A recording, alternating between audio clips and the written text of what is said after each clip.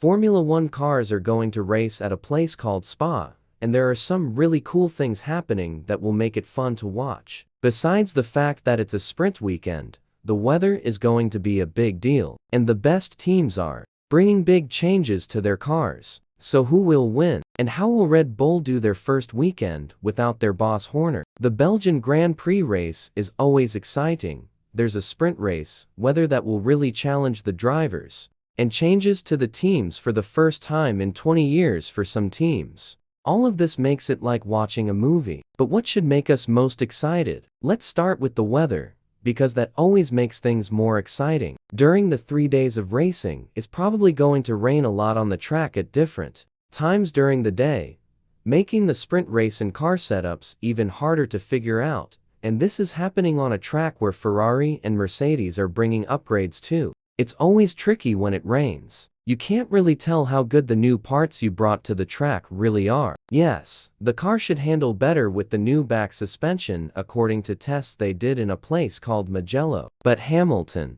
and his teammate haven't been happy with the changes made to their car, so they'll have to find out the answer at Spa.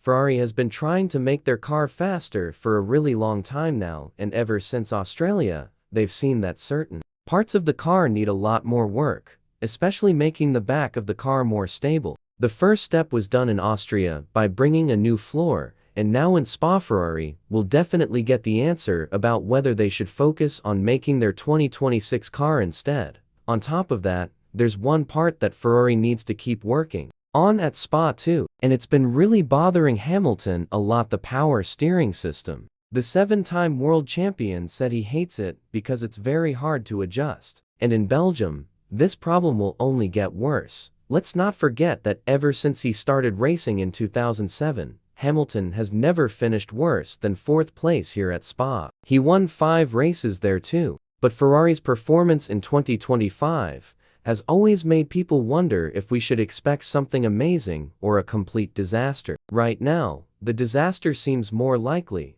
especially after the weather forecast in Belgium, which could make the rear suspension upgrades not work well. Besides the team based in Maranello, we need to look at the improvements made at Red Bull too. This is the first weekend where Christian Horner won't be the team boss. Ever since the Austrian team joined back in 2005, whether we like it or not, the problems inside the team have completely messed up how the team works, and we still don't know if that will hurt them on the racetrack.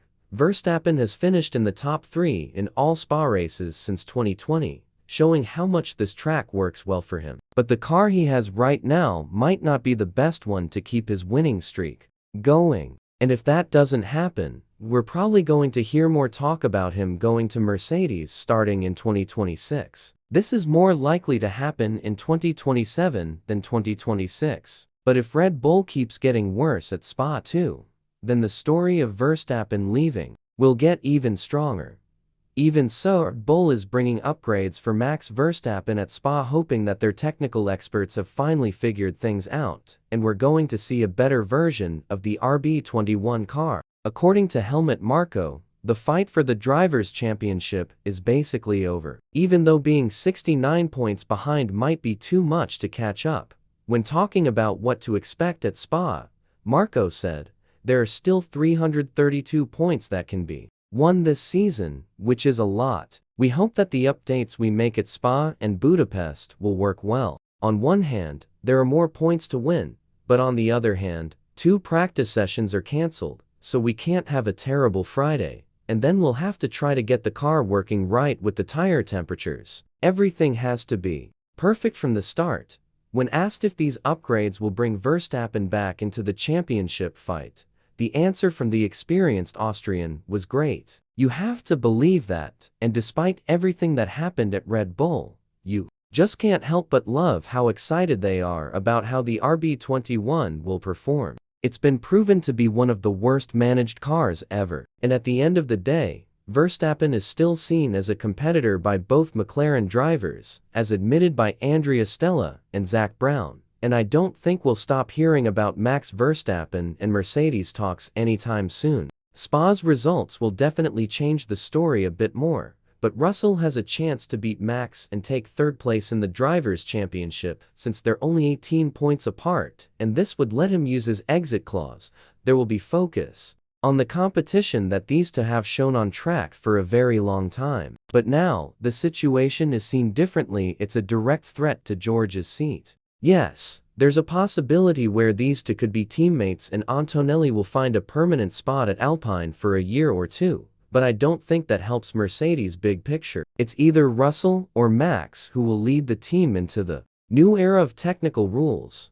Mercedes is also bringing upgrades related to how fast the car goes, but it's not really clear where they're going to end up with the W16 at Spa. However, it's worth knowing that the weather should help them a lot. Even if it's not raining, cooler tracks tend to be better for the Silver Arrows car because of certain overheating problems with the tires when the temperature gets hot. Of course, it would be another reason and boost for Russell to prove that he's Mercedes' next champion, and their investment in him hasn't been wasted, but at the end of the day, it's not really up to us to decide anyway. Toto Wolff needs to make his own choice about whether it's possible to keep Russell or move away from him, which I think would be one of the hardest decisions in his life. Since Mercedes has managed his entire career so far, the battle between the Woking-based team isn't one to forget either. Just because they've been winning at the front doesn't mean we've entered a boring season. Here, we have a 2016 type of feeling when Mercedes drivers were fighting for the Drivers' Championship. And I really hope that Piastri and Norris will take it to the next race. Right now, the momentum has moved toward Lando after 2 wins in a row. And it would be interesting to see if he could make it 3 wins in a row and prove to McLaren that he's not the worst driver that we think he is. The media has kind of told the story about Piastri as the new guy who's going to take the top spot away from Norris at McLaren,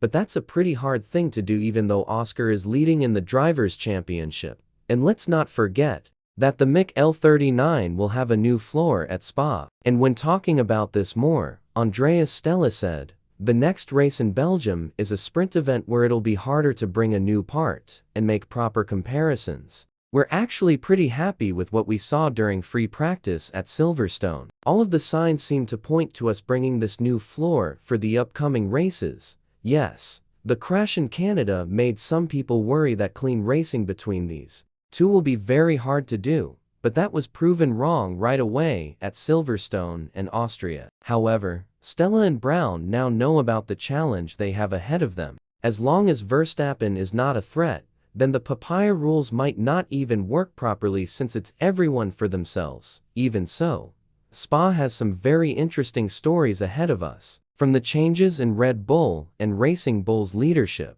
all the way to the upgrades of Ferrari and McLaren. We're about to get an interesting racing weekend where certain teams will be looking to benefit a lot more than others because of this sprint event. The midfield battle shouldn't be forgotten either, and with Sauber's rise, teams like Racing Bulls and Haas have been put under pressure. So, with all of this in mind, do you think that the Belgian Grand Prix is going to be absolutely amazing to watch? And more importantly, who do you see winning? Considering the rain factor and all of the news happening before the race itself, let us know in the comments below. And once you do that, make sure to click on the video that's appearing on your screen right now.